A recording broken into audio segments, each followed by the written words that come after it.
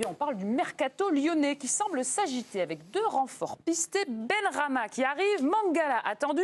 Julien, est-ce qu'on peut avoir les détails, s'il te plaît? Oui, Saïd Benrahma, lui, arrive du côté de Lyon. Lyon et West Ham sont d'accord pour un transfert de l'ailier, un prêt payant avec option d'achat non obligatoire. Il n'a pas encore signé, c'est pour ça qu'on vous l'a mis tout en bas du tableau. Lyon espère aussi finaliser Aurel Mangala, trouver un accord avec le milieu de terrain belge de Nottingham Forest. On peut faire déjà un premier bilan avec les arrivées des Brésiliens, Lucas Perry ou encore Adrielson, le défenseur, lui qui n'est pas prêt encore physiquement.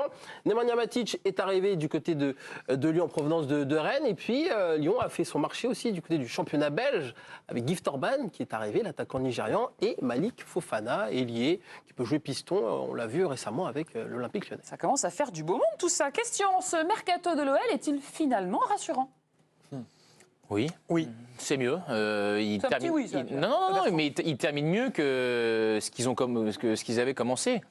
Après, il faudra juger évidemment sur pièce, mais quand on est capable de faire venir un joueur comme Benrahma, et c'est un joueur qui apporte quelques garanties, qui connaît la Première Ligue, qui a été titulaire en Première Ligue, qui a montré sa capacité à être décisif dans une des ligues les plus difficiles au monde. Alors évidemment que s'il était en pleine forme avec West Ham, il signerait pas à Lyon parce que c'est pas une promotion.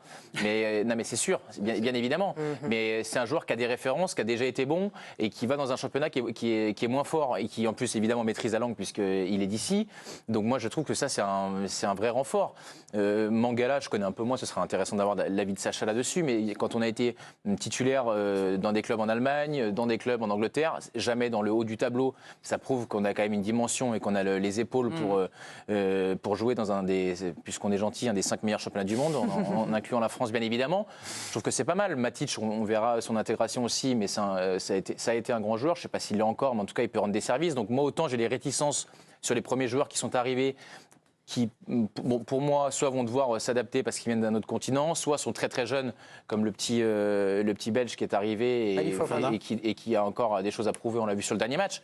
Orban, moi j'étais plutôt assez enthousiaste immédiatement. Donc moi je trouve que les derniers mouvements sont intéressants et doivent leur permettre de pouvoir se maintenir. Mais bon, ça se vérifiera sur le terrain. Rassuré aussi, Pierre Boubi, est-ce que c'est suffisant pour les maintenir? Moi, j'étais pas forcément inquiet parce que je... Jamais inquiet, toi. Non, mais en fait, le mercato de Lyon correspond totalement à ce qui se fait dans un mercato d'hiver. C'est-à-dire que dans un premier temps, tu vas chercher ce qui est facile à obtenir. Et encore que c'était pas si simple d'embarquer Fofana et Orban. Mais voilà, tu finis avec des joueurs pour qui l'OL n'était pas forcément un premier choix. Je pense qu'ils avaient d'autres aspérités aussi. Ils n'ont pas eu... là, on arrive à la fin du mercato, donc il faut qu'ils se décident aussi s'ils veulent aussi refouler un petit peu la pelouse parce qu'ils ne jouent pas. Donc l'OL reste quand même un club... Moi, ce que je retiens, c'est que l'OL reste quand même un club attractif et que les dirigeants ont réussi à vendre le projet à des joueurs de ce talent-là, que ce soit Matic, qui était à Rennes et qui jouait l'Europe. Il va dans le club qui est 17e ou 16e. Il voulait en partir, Matic. Comment? Il a tout fait pour en partir. Oui, non, mais bien sûr, mais c'est pour d'autres raisons qu'il part. Bien sûr, mais ça en fait partie. Je veux dire, malgré tout, quand tu as peut-être des clubs de première ligue qui sont potentiellement intéressés à toi, aller dans un club comme l'Olympique Lyonnais qui est à la cave, c'est un choix particulier et il faut pouvoir le vendre, le projet quand même. Hein. Et Benrahma, pour moi, c'est la même chose. Au même titre que l'international belge qui va débarquer. Moi, je trouve que c'est cohérent et il recrute sur la fin, là où il y avait une grande nécessité. Alors, c'est du mercato, tu joues un peu avec le feu, c'est du poker menteur. Mais moi, je suis assez rassuré par ce qui s'est passé. Avant d'aller sur Mangala avec notre Belge en plateau qui va nous en dire un petit peu plus, on revient sur l'ailier algérien Benrahma. Pierre-Etienne, en quoi il va faire du bien à Lyon? Moi, c'est un joueur que j'apprécie beaucoup et qui était d'ailleurs une des idoles des supporters des Hammers. C'est vraiment parce qu'il a un jeu. Alors après, il est un petit peu cyclotimique, c'est-à-dire qu'il faut qu'il se sente en confiance. Il a des hauts et des bas, on va dire. Il peut être irrégulier. Merci. Voilà. Non, mais je veux ça cyclotimique. Non, mais si j'ai dit ça, c'est parce qu'il y a un aspect psychologique et qu'en fait, il faut vraiment qu'il se sente soutenu par ses coéquipiers et son entraîneur. Il faut qu'il sente de l'amour autour de lui, mais quand il est en confiance. Il arrive là dans un club qui est 16e. Non, mais après, je pense que ça, visiblement. Il peut tout à fait le mettre en confiance. Et moi, au supporter lyonnais, je dis, regardez le but qu'il a marqué en Ligue Europa contre Genk. C'est hallucinant. Il avait passé en revue la défense, un but en solitaire. J'ai une question par rapport à ce que tu dis, Pierre-Etienne. Est-ce que tu penses que ça peut faire du bien à Cherki d'avoir un mec comme lui à côté dans le même vestiaire? Parce qu'il avait ses problèmes avant. Ouais. Enfin, c'était un dribbleur, un vrai dribbleur, mais il n'y avait pas forcément de finalité. Ouais. Il a progressé, il a vraiment évolué dans son jeu par rapport à ça. Complètement. Et puis de toute façon, c'est un mec de 28 ans aussi, qui a vu d'autres choses, qui a de l'expérience et qui a connu du très haut niveau en première ligue. Donc moi, je pense que ça peut tirer un peu le groupe vers le haut.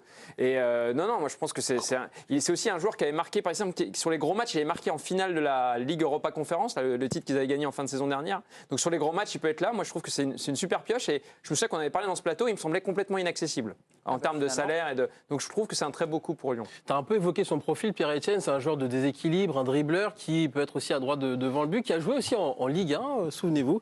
Entre 2013 et 2018, il est passé du côté de Nice ou encore du côté d'Angers, même s'il n'avait pas marqué de son empreinte ses passages dans ces deux clubs-là. Cette saison avec West Ham, c'est plus compliqué, pas de but, une seule passe décisive, il est plus titulaire dans l'équipe de David Moyes, mais c'est un international quand même algérien, 21 sélections, un joueur qui a de l'expérience, qui peut apporter beaucoup de bien à l'attaque lyonnaise. Ouais. Le Mangala maintenant, alors, milieu international belge qui vient de Nottingham. On a besoin de tout savoir. Juste une petite parenthèse sur Benrahma. Ouais. Benrahma, il attendait d'autres clubs. Il en a eu qu'un seul concrètement, c'est l'Olympique Lyonnais. Et il va être un petit peu forcé par West Ham, justement, qui attendait une vente pour elle aussi accueillir un joueur, de sortir. Ça aussi, c'est le jeu du mercato, il faut le dire.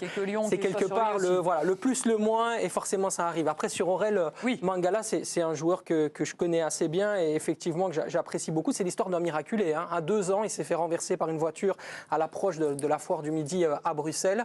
Il a en fait gardé, et vous allez le voir, il a une espèce de cicatrice sur le visage qui est due justement à un accident qui aurait dû être mortel pour sa vie. Et puis ensuite, lui a réussi à grandir, notamment grâce à la foi. Il porte beaucoup la religion dans son cœur, etc. Ça l'a aidé justement. Mais en dehors Au niveau du foot, ça donne en dehors du football, c'est un milieu de terrain qui est relativement impactant et surtout, et c'est pour ça que je me réjouis de le voir avec les Diables Rouges et surtout avec l'Olympique Lyonnais, c'est un joueur de courage. C'est un joueur qui va faire les efforts pour les autres. C'est un joueur qui va justement respecter ce qu'on lui demande et qui va se contenter quelque part de ses qualités, qui va se cantonner à ce qu'il sait faire et à ce qu'il est capable de proposer. On n'est pas sur un joueur qui va aller au-delà de ses qualités, mais par contre, c'est quelqu'un qui se connaît et qui effectivement a un gros coffre physique.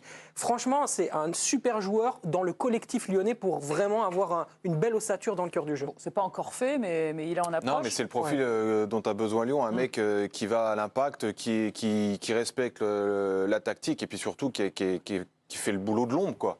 Parce que c'est ce qui manque au club. C'était un des tauliers l'an dernier quand ils sont maintenus, en fait, Nottingham. Il a fait énormément de matchs, il était hyper fiable. Et c'est surtout un secteur de jeu, avec Matic, où il souffrait énormément. Bien sûr. Depuis Laurent Blanc... Et si je peux le dire aussi, ça c'est important, il était titulaire indiscutable et sans l'arrivée de Nuno Espirito Santo du côté de Nottingham, il serait resté. C'est un joueur qui visait logiquement beaucoup plus haut que l'Olympique Lyonnais. Après, c'est très cher. Ici, effectivement, c'est un peu comme Benrahma, c'est un mercato d'opportunités. Il y a vraiment une seule opportunité concrète. Naples était dessus, n'a pas réussi à se mettre d'accord avec Nottingham. Donc voilà, Lyon est bien arrivé et il faut savoir que c'est depuis qu'il est au VfB Stuttgart que l'Olympique Lyonnais le veut. Ils avaient déjà fait une offre sous Bruno Chéroux. Voilà. D'accord, très bien. En tout cas, ça fait du monde. Pardon, c'est costaud. 5 recrues au mercato d'hiver. On les met où, tout cela? On a, essayé de faire une petite composition d'équipe avec ses probables recrues. On vous a pas mis Mangala encore dans il n'a l'équipe, pas signé. mais si on fait un petit schéma en 4-2-3 avec Gift Orban un peu plus bas, mais qui serait pas très loin non plus d'Alexandre Lacazette en deuxième attaquant, Malik Fofana côté gauche, Benrahma à droite, Matic, l'expérience du Serbe à côté de Cacré ou Mangala. Donc bon derrière, ça reste un peu plus. Et oui. Ça reste un peu plus classique derrière, mais tu dois inverser les deux. Lacazette doit jouer plus bas et Orban doit jouer plus haut, parce que c'est un joueur de profondeur. À la Gantoise, il jouait beaucoup plus haut et il allait justement chercher dans les intervalles. Je ne sais pas. Bon, on aura le temps de voir tout ça. Le match, le prochain pour Lyon, ce sera ce dimanche.